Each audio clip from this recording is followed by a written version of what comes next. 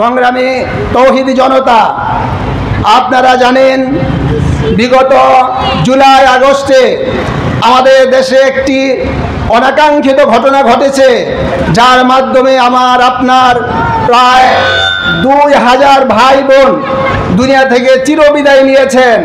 অসংখ্য ভাই বোন সেখানে অন্ধত্ব বরণ করেছে, অনেকে পঙ্গু হয়ে গেছে। কিন্তু আমরা কি দেখলাম, এত কিছুর পরেও যেই দাবি নিয়ে, যে আকাঙ্ক্ষা নিয়ে আমার ভাইয়েরা শহীদ হলেন, সেই আকাঙ্ক্ষা বাস্তবায়নের কোনো লক্ষণ আমরা কিন্তু মাঠে দেখতে পাচ্ছি না। বন্ধুরা আমার, আমরা চাই এই 24 জুলাই গণবিপ্লবে যে আকাঙ্ক্ষা নিয়ে আমার ছাত্র ভাইয়েরা, আমার শ্রমিক ভাইয়েরা মাঠে জীবন দিয়েছে, রক্ত দিয়েছে, তাদের আকাঙ্ক্ষা অতি সত্বর বাস্তবায়িত হোক। কারণ এক দল চায় যে খুব দ্রুত নির্বাচনের মাধ্যমে আবার আমরা ক্ষমতায় যাই। একদল কিন্তু 16 বছর আমাদের উপর জুলুম করে, অত্যাচার করে, আমাদেরকে নির্যাতন করে 16টা বছর এই দেশকে তারা শোষণ করেছে, শাসন করেছে। কিন্তু 16 বছর শোষণ শাসন করেও তারা কিন্তু মানুষের ভাগ্যের পরিবর্তন করতে পারে নাই, বরং এই দেশ থেকে হাজার হাজার লক্ষ লক্ষ কোটি টাকা তারা পাচার করেছে। আমার অসংখ্য ভাইকে তারা গুম করেছে, খুন করেছে, শুধু ক্ষমতায় টিকে থাকার জন্য। আরেকটা দল ক্ষমতায় আসার জন্য সেই একই প্রক্রিয়া অবলম্বন করার জন্য প্রস্তুতি গ্রহণ করেছে। কিন্তু আমরা চাই আর কোন ফ্যাসিস্ট যাতে ক্ষমতায় আসতে না পারে, আর কোন জালেম জুলুমবাজ যেন ক্ষমতায় না আসতে পারে।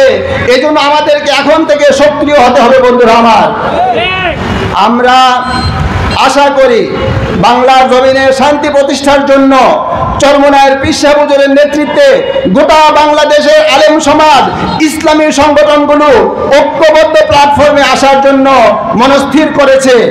আমরা আশা করি অচিরেই বাংলাদেশে সমস্ত ইসলামী শক্তি ঐক্যবদ্ধ হবে এবং রাজপথে ময়দানে ফিরে আসবে। আমরা আশা করি আর কোনো ফ্যাসিস্টকে আমরা ক্ষমতায় না আনে আগামী দিনে ইসলামী শক্তিকে আমরা বিজয় অর্জন করব এবং বাংলার জমিনে কোরআন এবং হাদিসের আইন বাস্তবায়ন করে তারপরে আমরা শ্রমিকের ন্যায্য অধিকার প্রতিষ্ঠা করব ইনশাআল্লাহ। বন্ধুরা আমার, আমরা বলতে চাই যে একটি সংস্কার কমিশন, নারী সংস্কার কমিশনের নামে একটি কমিশন হয়েছে। আমাদের এই জুলাইয়ের পরে 5টা সংস্কার কমিশন হয়েছে বিভিন্ন বিষয়ে, সবাই তার প্রস্তাব পেশ করছেন। কিন্তু নারী সংস্কার কমিশন এমন কিছু প্রস্তাব পেশ করেছে যা আমাদের ঈমান, আকীদা, আমাদের তাহজিবের সাথে পরিপন্থী।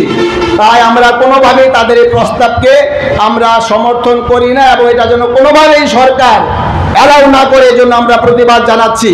আমরা চাই এই নারী কমিশনকে বাদ দিতে হবে এবং নতুন করে নারী কমিশন করতে হবে, যে কমিশনের মধ্যে আমাদের তাহজিব তামাদ্দুন সম্বলিত নারীরা স্থান পাবে।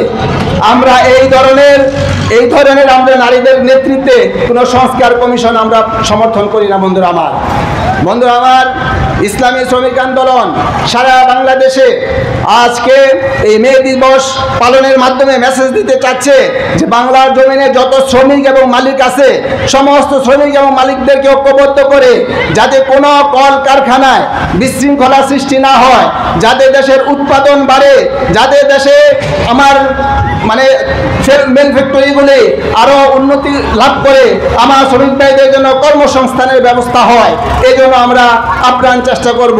আমরা চাই এদেশ সুন্দরভাবে চলো। আমরা চাই আমাদের শ্রমিক ভাইয়েরা, খেটে খাওয়া শ্রমিক ভাইয়েরা তাদের পরিবার নিয়ে সুন্দরভাবে জীবনযাপন করো। আমরা চাই সমস্ত শ্রমিকদের ন্যায্য যে অধিকার, এই অধিকারগুলি প্রতিষ্ঠা হোক।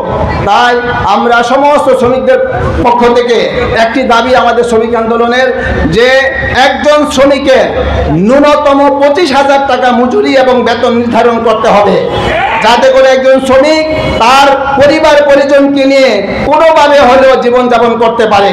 যদি 25,000 টাকার নিচে একজন শ্রমিককে তার বেতন দেওয়া হয়, তাহলে কোনোভাবেই সে তার সংসার চালাইতে পারে না বন্ধুরা আমার। তাই আমাদের এই সম্মেলন থেকে আমাদের দাবি হলো সমস্ত শ্রমিকদেরকে ন্যূনতম 25,000 টাকা বেতন দিতে হবে বন্ধুরা আমার। বন্ধুরা আমার, আমরা বাংলাদেশের সমস্ত ভাইদেরকে আগামী নির্বাচনে ইসলামী আন্দোলন বাংলাদেশের হাত পাখা মার খায় ভোট দিয়ে ইসলামী আন্দোলনকে সংসদে নিয়ে যাতে বাংলাদেশে আমরা একটা ইসলামী হুকুমত কায়েম করতে পারি, ইসলামী হুকুমত কায়েমের মাধ্যমে আমরা বাংলাদেশে কোরআন এবং হাদিসের রাজ প্রতিষ্ঠা করতে পারি, এই আহ্বান আপনাদের কাছে জানাই। আপনারা এই সোনারগাঁও থেকে শুরু করে এই মেঘনাঘাট থেকে শুরু করে এই দাওয়াত প্রত্যেকটা ঘরে ঘরে পৌঁছে দিবেন, যাতে করে আগামী দিনে কোরআনের পথে, আগামী দিনে ইসলামের পথে মানুষ ধাবিত হয় এবং আল্লাহর জমিনে আল্লাহর দিন প্রতিষ্ঠার যে সংগ্রাম, যে বিপ্লব, এই বিপ্লবে সবাই শরীক হয়। বন্ধুরা আমার, আপনাদেরকে ইসলামী শ্রমিক আন্দোলনের পক্ষ থেকে আজকের এই সমাবেশে আসার জন্য ধন্যবাদ জানিয়ে আগামী দিনে ইসলামী শ্রমিক আন্দোলনের সমস্ত কর্মসূচিতে অংশগ্রহণ করার জন্য উদাত্ত আহ্বান জানিয়ে আমি আমার সংক্ষিপ্ত আলোচনা শেষ করছি। আসসালামু আলাইকুম ওয়া রাহমাতুল্লাহি।